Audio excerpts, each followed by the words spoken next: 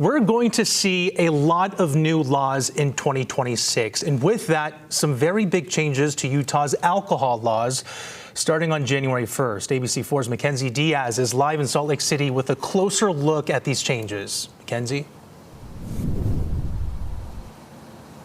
Yeah, Brian, one of these new laws could prevent some people from being able to buy alcohol, and the other requires everyone to show their ID regardless of their age or their appearance. Can you imagine if our driver with 5 prior DUIs would have had a restriction on his license so he couldn't be in a bar drinking? Maybe the outcome would have been completely different for him and for us. So. That's Glendon Mitchell, grandfather of Eli Mitchell, a 13-year-old boy hit and killed by a drunk driver years ago. He's talking about a new Utah law allowing courts to designate certain offenders as interdicted. If that individual is found guilty of what's called an extreme DUI.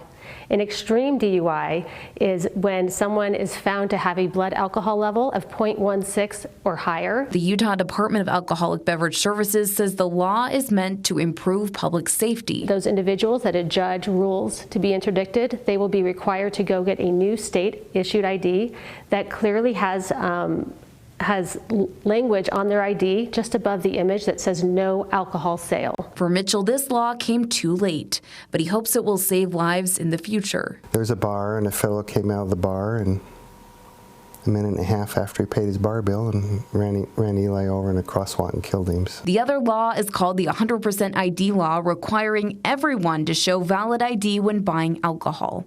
Mitchell says drunk driving is preventable, and as a community, we must do better. I think the biggest single factor we can do as a community is start encouraging each other. People often know when others are driving drunk.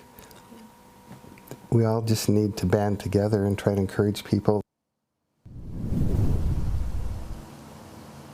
And if an interdicted person tries to buy alcohol, businesses are required by law not to sell it to them.